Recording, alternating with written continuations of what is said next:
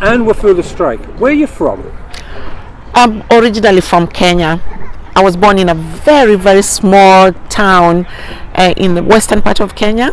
The town is called Webuye, but the village is called Miu. So I was born in a tiny town where they didn't have running water. There was no electricity then. So my parents relied on getting water from the river and using the lanterns, to light during the night. And so, can you describe the home in which you were brought up in? I was born, in a very traditional Kenyan or African homestead, where in the night or in the evening you could see smoke coming through the thatched roof. This is when my grandmother was cooking or preparing dinner, or my mother was preparing dinner. So it was a village that there was a lot of community spirit going on, where if you did not have enough sugar, you would just knock on your neighbors and say, I was making tea and I've just run short of sugar, can you give me some spoonful of sugar? That is the kind of community that it was. But things changed, because when I became disabled, we saw the hostility, or we saw that the villagers became really hostile.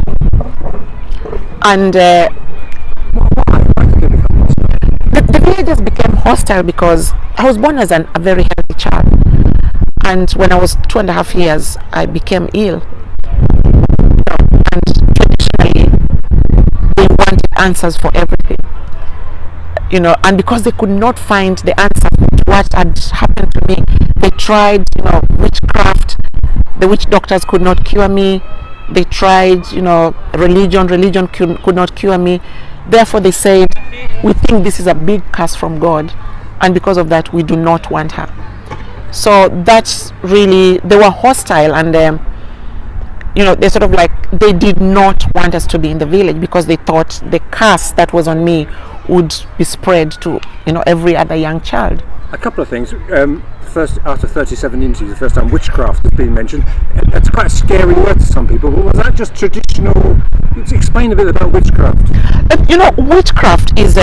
Witchcraft is where people believe in different supernatural beings. Like in this village that I was born, the village that I came from, we had people who were traditionalists, people who would sort of go and pray to different gods. And we had those ones who believed in Christianity, and then we had the Muslims. So these were the three groups that were going on. And because I was born when I was born, my father was a Christian. Then my grandmother had become a Christian after converting from Islam. So being in a Christian home, they believed that they would take me to church and I would get cured.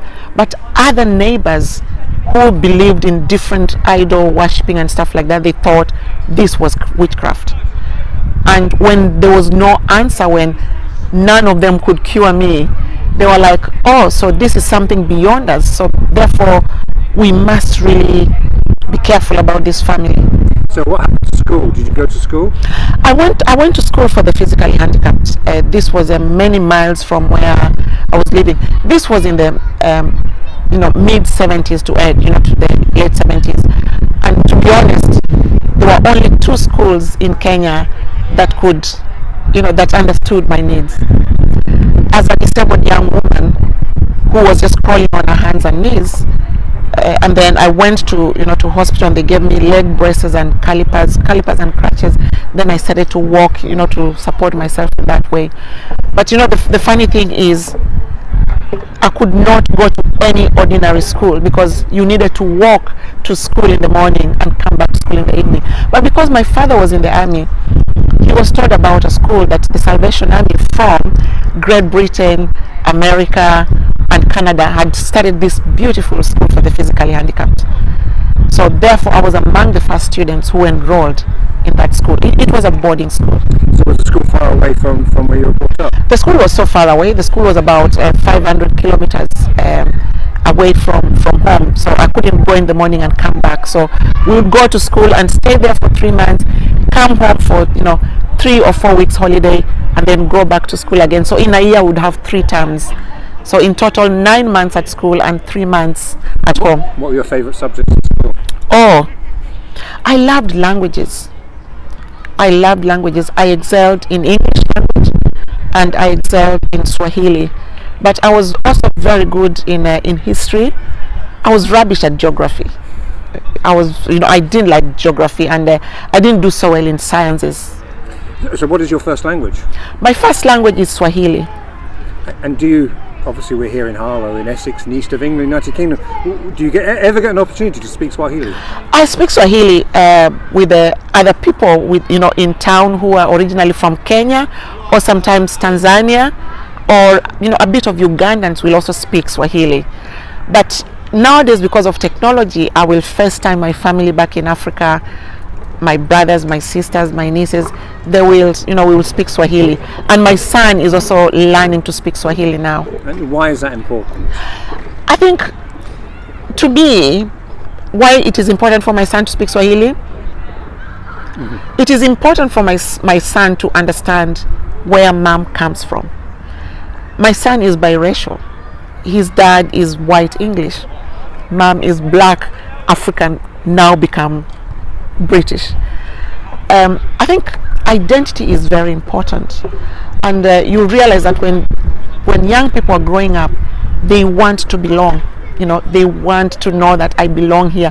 So it is important for my son to understand the language, to understand the culture, the traditions of where mom comes from, because it is automatic. He lives here, so every time he gets an opportunity to visit Africa, he will go and look, stay, hang out with my dad, who is his granddad, with my other uncles who will still be his great uncles, and they'll tell him about tradition, and they'll tell him about culture, they'll tell him about different types of foods, and in that way he gets to connect with his African roots.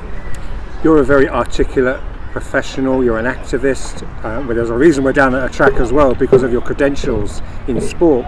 This personality you have, was that nurtured and developed in Kenya? Do you know, when I was growing up, I had to sort of learn very quickly that the world did not owe me anything, but also learned that the world can be a cruel place when you are a minority or when you are different. For example, when you have a disability. And I struggled, that particular time, to find a way to express myself, to say that it is not fair how disabled people are being treated. But when I went to school and I went to university, because I got my first degree when I was in Kenya, so in the process of studying and being enlightened, getting to know the world, knowing what other people do or how other people live, knowing the potential of someone with a disability, being, or myself being one of them, understanding that all I need is opportunity and not sympathy. And when I was given the opportunity to go to school, for example, to go to university, graduate as a teacher, secondary school teacher, then I went to start teaching. And then I just, the world started opening up to me. And I knew that as a woman with a disability, there's a space for me. As a woman with a disability, somebody can listen to my voice. But I struggle to get that voice. And I say to people, the moment I found that voice, I'm not going to let anyone silence me. Because when I speak, I believe I'm amplifying voices of other people with disabilities, other people who are from the same background as myself, and that is important. I'm not speaking for them, I'm just amplifying those voices. So I think my father was very instrumental to the type of person I am. And did you say he was in the military, in the army? My father was in the army. When I was born, actually, my father was still in the army. When I became disabled, my dad was out fighting, fighting on the borders of Kenya and Somalia. My dad was among the first people who fought that war. This is a war that has been going on for a long time.